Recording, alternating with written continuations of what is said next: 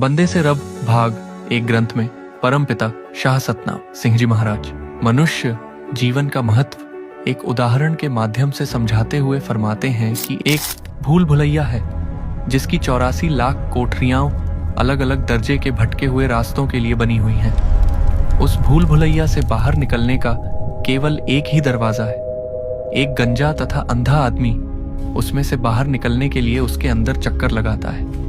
दरवाजे को ढूंढने के लिए वह अपना हाथ दीवार से लगाए रहता है और दूसरे हाथ में लाठी पकड़े होता है। जब बाहर निकलने का दरवाजा आता है तो उसके गंजे सिर में खुजली होने लगती है और वह दीवार से हाथ हटाकर अपनी गंज खुजलाने लगता है और इस प्रकार दरवाजा निकल जाता है। एक बार बाहर निकलने से चूक जाने के बाद वह व्यक्ति दोबारा फिर से 84 लाख कोठरियों की उस भूल भुलैया में चक्कर लगाने लग जाता है। इसी प्रकार हम भी 84 लाख योनियों की इस विशाल भूल भुलैया में न जाने कितनी बार भटक चुके हैं। बड़ी कठिनाई से यह मनुष्य जन्म रूपी द्वार मिलता है जो इस भ्रमों से भरी भूल भुलैया से बाहर निकलने का एकमात्र मार्ग है।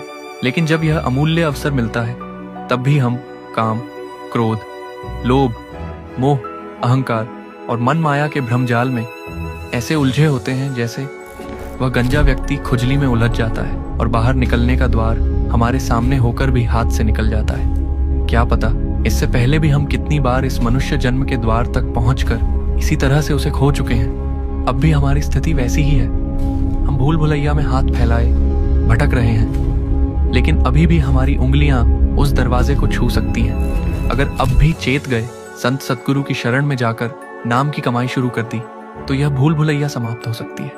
कलयुग में केवल एक ही सीधा रास्ता है जो सतगुरु दिखाते हैं। वो नाम का ऐसा मंत्र देते हैं जो मन और माया की दीवारों को पार कर आत्मा को मालिक से जोड़ देता है। जो भी इस रास्ते पर चलता है वह उस अंधे गंजे भटके हुए व्यक्ति की तरह बार बार गंज खुजलाने की गलती नहीं करता, बल्कि हाथ दीवार पर टिकाए रखता है।